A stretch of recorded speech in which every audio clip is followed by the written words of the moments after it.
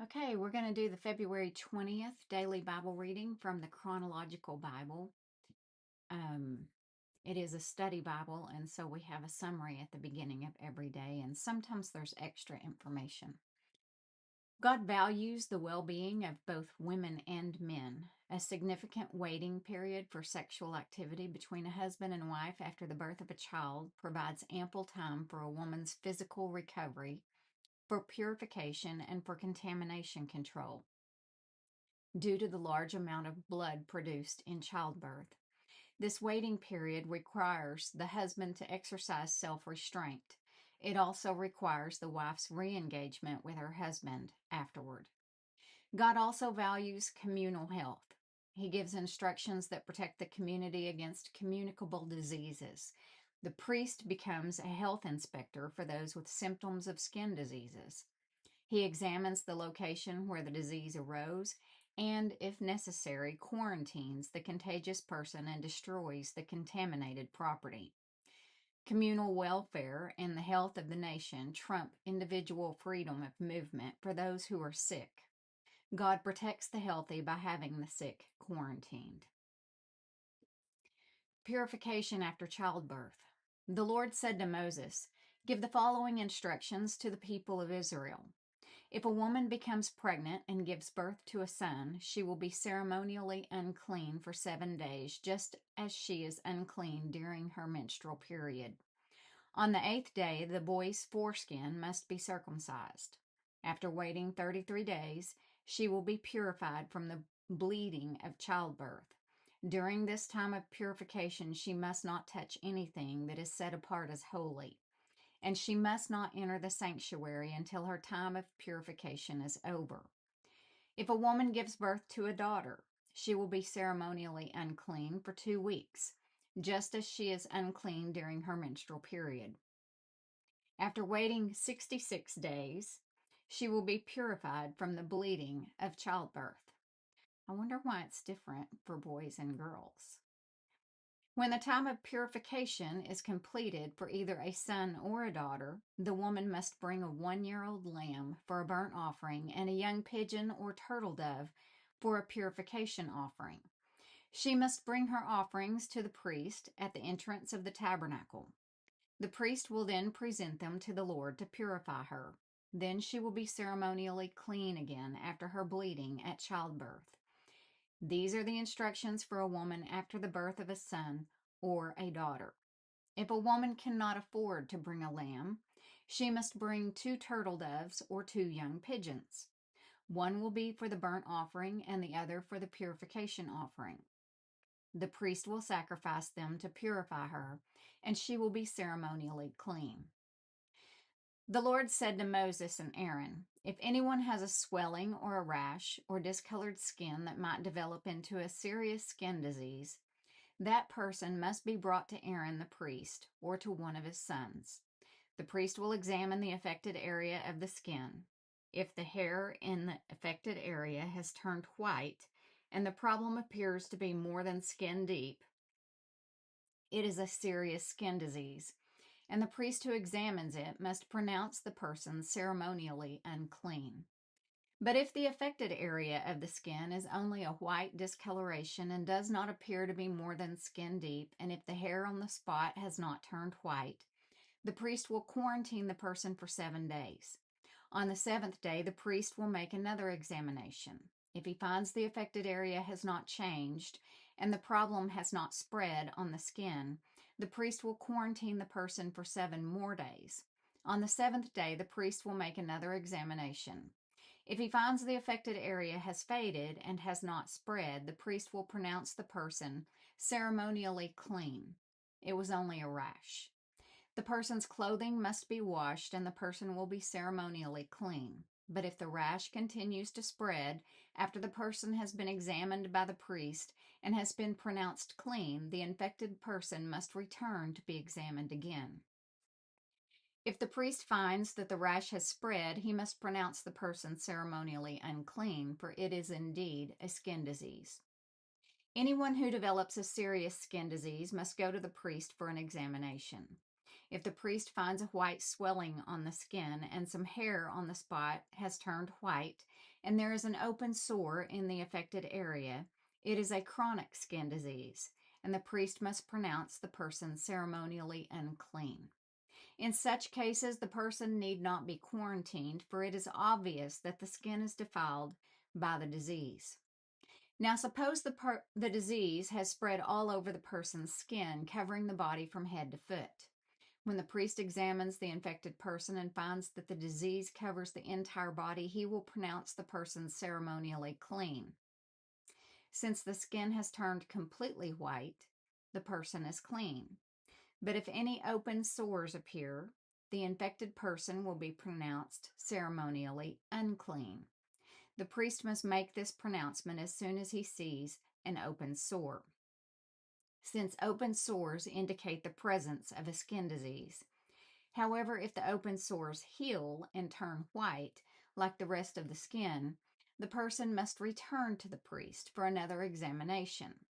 If the affected areas have indeed turned white, the priest will then pronounce the person ceremonially clean by declaring, "You are clean."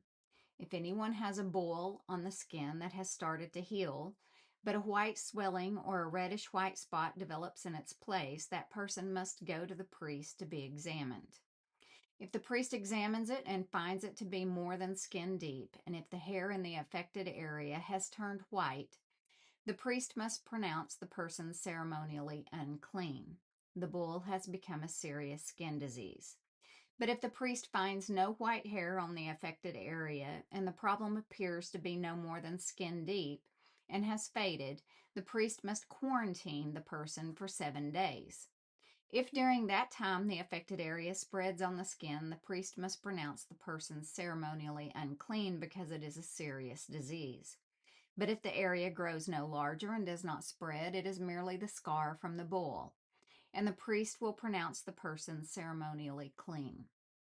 If anyone has suffered a burn on the skin, and the burned area changes color, becoming either reddish white or shiny white, the priest must examine it. If he finds that the hair in the affected area has turned white and the problem appears to be more than skin deep, a skin disease has broken out in the burn. The priest must then pronounce the person ceremonially unclean, for it is clearly a serious skin disease.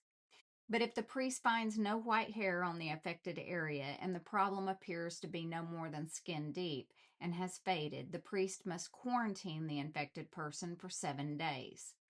On the 7th day, the priest must examine the person again. If the affected area has spread on the skin, the priest must pronounce that person ceremonially unclean, for it is clearly a serious skin disease. But if the affected area has not changed or spread on the skin and has faded, it is simply a swelling from the burn. The priest will then pronounce the person ceremonially clean, for it is only the scar from the burn. If anyone, either a man or woman, has a sore on the head or chin, the priest must examine it. If he finds it is more than skin deep and has fine yellow hair on it, the priest must pronounce the person ceremonially unclean. It is a scabby sore of the head or chin. If the priest examines the scabby sore and finds that it is only skin deep, but there is no black hair on it, he must quarantine the person for 7 days. On the 7th day, the priest must examine the sore again. If he finds that the scabby sore has not spread and there is no yellow hair on it, and it appears to be only skin deep, the person must shave off all hair except the hair on the affected area. Then the priest must quarantine the person for another 7 days. On the 7th day, he will examine the sore again. If it has not spread and appears to be no more than skin deep, the priest will pronounce the person ceremonially clean. The person's clothing must be washed and the person will be ceremonially clean. But if the scabby sore begins to spread after the person is pronounced clean, the priest must do another examination. If he finds that the sore has spread, the priest does not need to look for yellow hair. The infected person is ceremonially unclean. But if the color of the scabby sore does not change and black hair has grown on it, it has healed. The priest will then pronounce the person ceremonially clean. If anyone, either a man or woman, has shiny white patches on the skin, the priest must examine the affected area. If he finds that the shiny patches are only pale white, this is a harmless skin rash, and the person is ceremonially clean. If a man loses his hair and his head becomes bald, he is still ceremonially clean. And if he loses hair on his forehead, he simply has a bald forehead. He is still clean.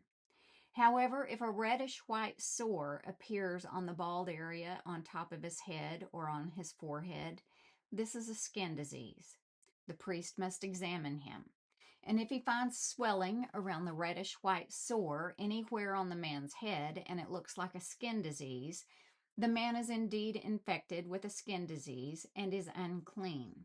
The priest must pronounce him ceremonially unclean because of the sore on his head. Those who suffer from a serious skin disease must tear their clothing and leave their hair uncombed. They must cover their mouth and call out, "Unclean, unclean," as long as the serious disease lasts. They will be ceremonially unclean. They must live in isolation in their place outside the camp. Now suppose mildew contaminates some woolen or linen clothing, woolen or linen fabric, the hide of an animal, or anything made of leather. If the contaminated area in the clothing, the animal hide, the fabric, or the leather article has turned greenish or reddish, it is contaminated with mildew and must be shown to the priest. After examining the affected spot, the priest will put the article in quarantine for 7 days. On the 7th day, the priest must inspect it again. If the contaminated area has spread, the clothing or fabric or leather is clearly contaminated by a serious mildew and is ceremonially unclean. The priest must burn the item, the clothing, the woolen or linen fabric, or piece of leather, for it has been contaminated by a serious mildew. It must be completely destroyed by fire. But if the priest examines it and finds that the contaminated area has not spread in the clothing, the fabric, or the leather, the priest will order the object to be washed and then quarantined for 7 more days. Then the priest must examine the object again. If he finds that the contaminated area has not changed color after being washed, even if it did not spread, the object is defiled. It must be completely burned up, whether the contaminated spot is on the inside or the outside. But if the priest examines it and finds that the contaminated area has faded after being washed, he must cut the spot from the clothing, the fabric, or the leather. If the spot later reappears on the clothing, the fabric, or the leather article, the mildew is clearly spreading, and the contaminated object must be burned up. But if the spot disappears from the clothing, the fabric, or the leather article after it has been washed, it must be washed again. Then it will be ceremonially clean. These are the instructions for dealing with mildew that contaminates woolen or linen clothing or fabric or anything made of leather. This is how the priest will determine whether these items are ceremonially clean or unclean. And the Lord said to Moses, "The following instructions are for those seeking ceremonial purification from a skin disease. Those who have been healed must be brought to the priest, who will examine them at a place outside the camp. If the priest finds that someone has been healed of a serious skin disease, he will perform a purification ceremony using 2 live birds that are ceremonially clean, a stick of cedar, some scarlet yarn, and a hyssop branch. The priest will order that 1 bird be slaughtered over a clay pot filled with fresh water. He will take the live bird, the cedar stick, the scarlet yarn, and the hyssop branch and dip them into the blood of the bird that was slaughtered over the fresh water. The priest will then sprinkle the blood of the dead bird 7 times on the person being purified of the skin disease. When the priest has purified the person, he will release the live bird in the open field to fly away. The persons being purified must then wash their clothes, shave off all their hair, and bathe themselves in water. Then they will be ceremonially clean and may return to the camp. However, they must remain outside their tents for 7 days. On the seventh day, they must again shave all the hair from their heads, including the hair of the beard and eyebrows. They must also wash their clothes and bathe themselves in water, then they will be ceremonially clean. On the eighth day, each person being purified must bring 2 male lambs and a 1-year-old female lamb, all with no defects, along with a grain offering of 6 quarts of choice flour moistened with olive oil and a cup of olive oil. Then the officiating priest will present that person for purification along with the offerings before the Lord at the entrance of the tabernacle. The priest will take one of the male lambs and the olive oil and present them as a guilt offering, lifting them up as a special offering before the Lord. He will then slaughter the male lamb in the sacred area where sin offerings and burnt offerings are slaughtered. As with the sin offering, the guilt offering belongs to the priest. It is a most holy offering. The priest will then take some of the blood of the guilt offering and apply it to the lobe of the right ear, the thumb of the right hand, and the big toe of the right foot of the person being purified. Then the priest will pour some of the olive oil into the palm of his own left hand. He will dip his right finger into the oil in his palm and sprinkle some of it with his finger 7 times before the Lord. The priest will then apply some of the oil in his palm over the blood from the guilt offering that is on the lobe of the right ear, the thumb of the right hand, and the big toe of the right foot of the person being purified. The priest will apply the oil remaining in his hand to the head of the person being purified. Through this process, the priest will purify the person before the Lord. Then the priest must present the sin offering to purify the person who was cured of the skin disease. After that, the priest will slaughter the burnt offering and offer it on the altar along with the grain offering. Through this process, the priest will purify the person who was healed, and the person will be ceremonially clean. But anyone who is too poor and cannot afford these offerings may bring 1 male lamb for a guilt offering to be lifted up as a special offering for purification. The person must also bring 2 quarts of choice flour moistened with olive oil for the grain offering and a cup of olive oil. The offering must also include 2 turtle doves or 2 young pigeons, whichever the person can afford. One of the pair must be used for the sin offering and the other for a burnt offering. On the 8th day of the purification ceremony, the person being purified must bring the offerings to the priest in the Lord's presence at the entrance of the tabernacle. The priest will take the lamb for the guilt offering along with the olive oil and lift them up as a special offering to the Lord. Then the priest will slaughter the lamb for the guilt offering. He will take some of its blood and apply it to the lobe of the right ear and the thumb of the right hand and the big toe of the right foot of the person being purified. The priest will also pour some of the olive oil into the palm of his own left hand. He will dip his right finger into the oil in his palm and sprinkle some of it 7 times before the Lord. The priest will then apply some of the oil in his palm over the blood from the guilt offering that is on the lobe of the right ear, the thumb of the right hand, and the big toe of the right foot of the person being purified.